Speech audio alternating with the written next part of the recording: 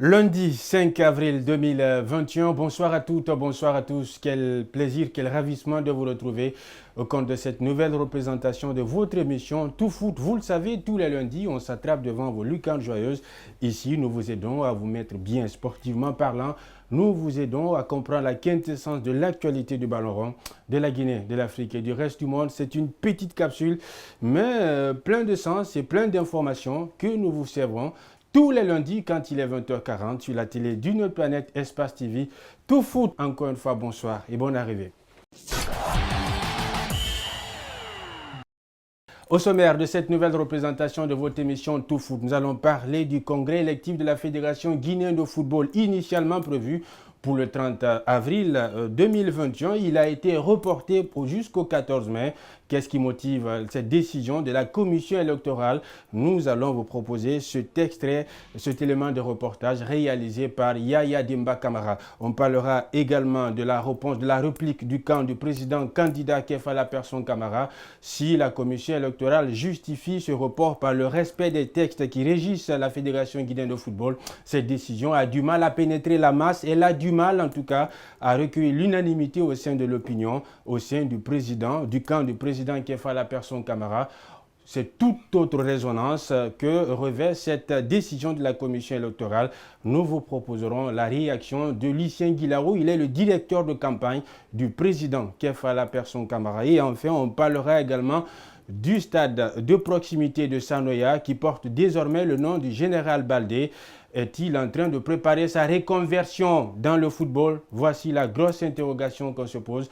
En tout cas, elle s'est engagée à rénover ce stade de proximité, à lui doter également d'une pelouse synthétique. C'est un élément de reportage signé Ismaël Nabé que nous allons vous proposer. En tout cas, merci à toutes et à tous de nous rejoindre sur Espace TV. Si c'est maintenant que vous le faites, vous faites un excellent choix, un choix qui nous honore sans cesse. Soyez-en convaincus. Vous êtes dans votre émission Tout Foot.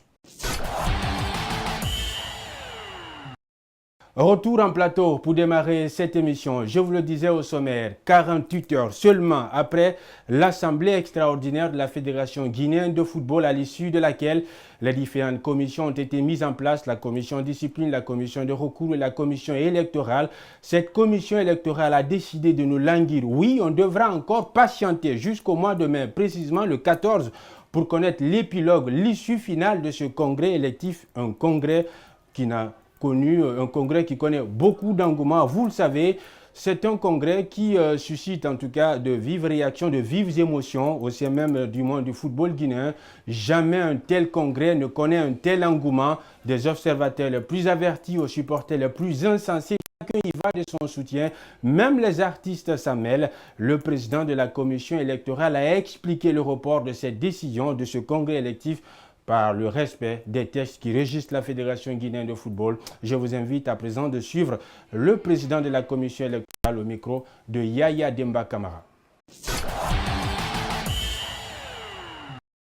Nous avons essentiellement ce soir deux communications importantes à faire. À la suite de la toute première réunion de cette commission. Communiqué numéro 001 portant report de l'Assemblée générale élective de la Fédération guinéenne de football. Dans le souci d'observer les délais légaux indiqués dans le code électoral de la Fédération guinéenne de football, notamment les dispositions des articles 11, 12, 13, 14 et 15, la commission électorale, au sortir de sa première réunion technique tenue ce jeudi 1er avril 2021, informe tous les candidats et acteurs de football que l'Assemblée générale ordinaire élective, initialement prévue pour le 30 avril 2021, est reportée à la date du 14 mai 2021. Nous comptons sur la bonne compréhension de toutes et de tous. Le chronogramme global du processus électoral fera l'objet de publications dans les jours à venir. Ce report a du mal à passer au sein du camp du président candidat Kefala Persson Kamara. Là-bas, on a une toute autre appréciation, une toute autre lecture de ce report. On porte des griefs, de graves accusations contre les personnes qui composent cette commission électorale. On met en doute également la crédibilité de cette commission électorale et on la suspecterait d'être à la solde du bureau exécutif sortant. Vous le savez, le climat est très tendu. Oui, très tendu. C'est un contexte où chaque phrase, chaque mot, chaque geste est carrément sorti de son contexte d'un camp ou d'un autre. Nous avons rencontré le directeur de campagne du président candidat Kefala Persson Kamara, Lucien Guilao, qui porte des griefs contre cette commission électorale. Il s'est prononcé au micro de Mamadou Boiba. Je vous invite à l'écouter. C'est la date du 14 mai 2021 qui est retenue pour le congrès électif de la FEGIFOOT. La commission électorale indique que c'est pour respecter les délais légaux. Mais le directeur de campagne de KPC y voit une violation des règles. Cette AGO a été reportée par une commission électorale.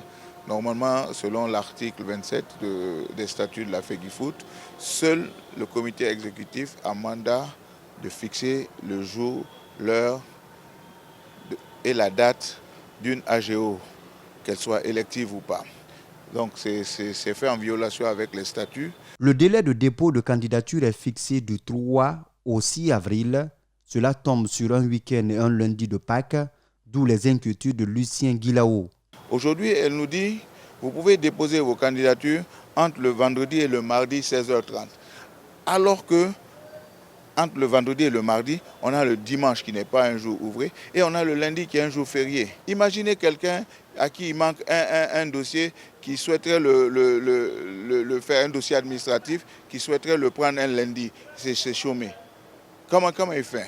Ce congrès électif a suscité assez d'engouement et parfois même des échanges musclés entre les proches des deux potentiels candidats à la présidence de la FEGIFOOT. Il a fallu l'intervention des autorités pour calmer les ardeurs. Tous ceux qui s'agitent autour ne sont ni dans un directoire de campagne, ni candidats, ni électeurs. Donc ceux qui n'avaient vraiment rien à voir avec la situation étaient les plus chauds. Ce sont eux qui insultaient, ce sont eux qui foutaient entre guillemets le bordel. Beaucoup d'observateurs redoutent un scénario à la CAF, c'est-à-dire une entente entre les deux candidats pour diriger la fédération. Mais pour le directeur de campagne de KPC, cette option n'est pas à l'ordre du jour pour le moment. 14 mai 2021, voilà la nouvelle date retenue par la commission électorale pour le congrès électif de la Fédération guinéenne de football. A précisé que jusqu'à présent, le président candidat Kefala Persson Kamara n'a pas officiellement déposé sa candidature. A rappelé que la date limite de dépôt des candidatures, c'est demain mardi 6 avril 2021. Parlons à présent d'infrastructures, parlons à présent de stade. Vous le savez, le stade de l'Abbé refait peau neuve, ceci grâce à une initiative exécutive de la Fondation Guy Copresse, la Fondation KPC pour l'humanitaire. Oui, le stade de l'Abbé a bénéficié, vous le savez, d'une pelouse synthétique. C'est une initiative de la Fondation KPC pour l'humanitaire. La Fondation s'était engagée à mettre à disposition de la Ligue 3 stades à gazon synthétique. Le stade de l'Abbé, le stade de Kindia et celui de Koléa. Le stade de l'Abbé refait peau neuve. Désormais, tout le monde peut y aller, prendre des selfies, prendre des photos. C'est une dépêche, c'est une correspondance signée par Alpha Omar Ba du côté de l'Abbé.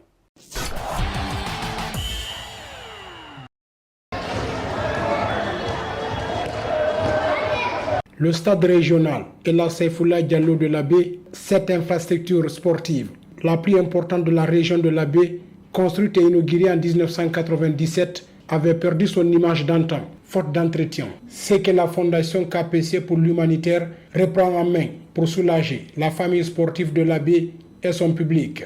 Le gazon synthétique en cours d'installation sort les encadreurs du football de la région du rêve pour la réalité. Pour la famille sportive, pour les amoureux du football, que ce rêve devienne enfin une réalité.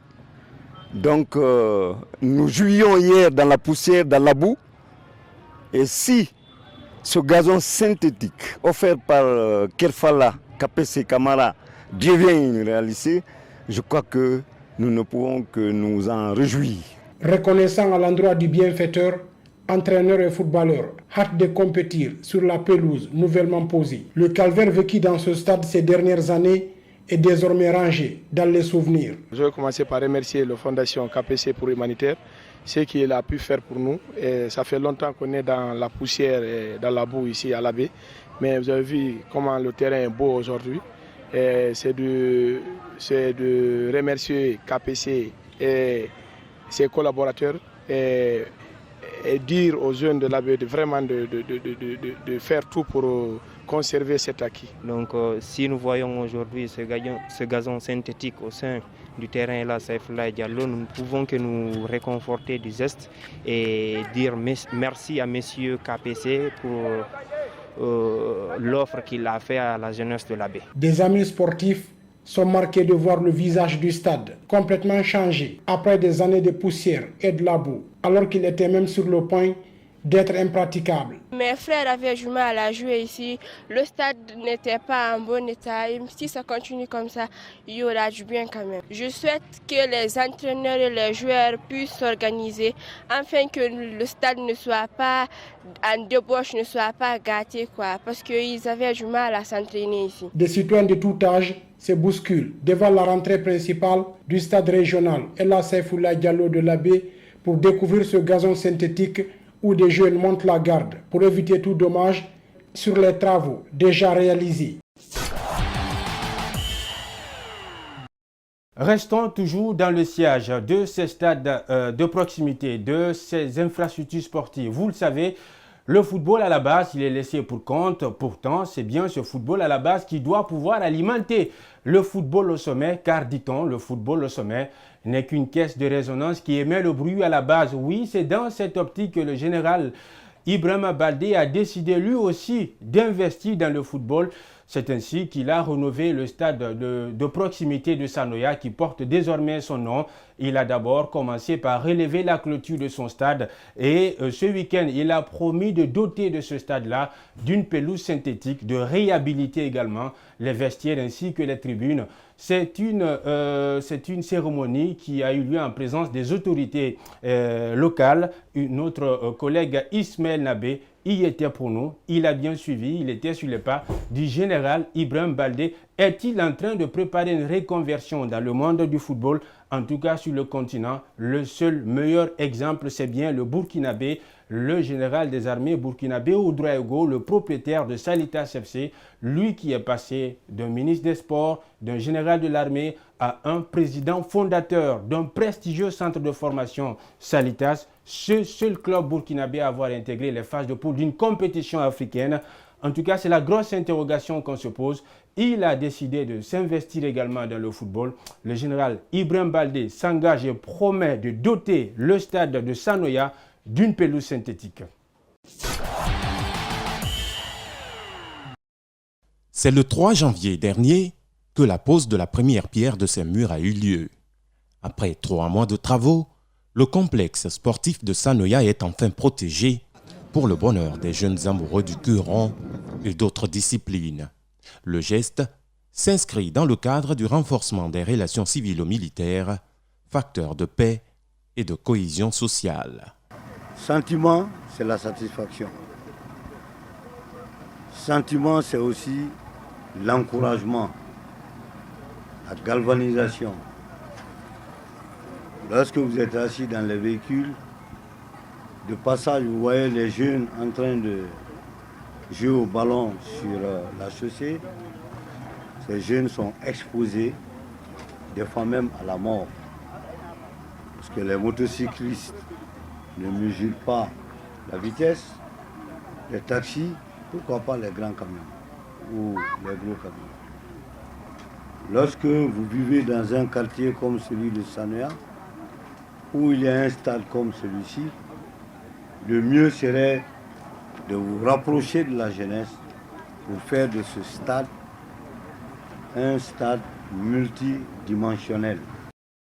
Pour les jeunes bénéficiaires, cette action est l'expression d'une volonté d'aider cette couche à réaliser ses rêves.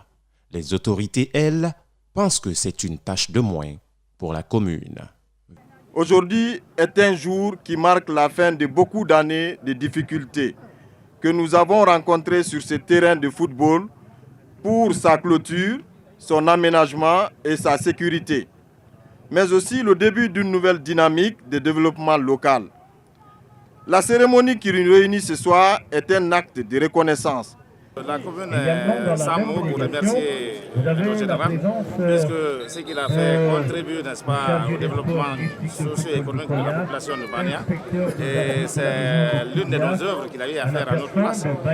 Outre cette clôture, le donateur promet de faire de ce terrain un complexe sportif ouvert à toute la Guinée en l'équipant selon les normes nationales.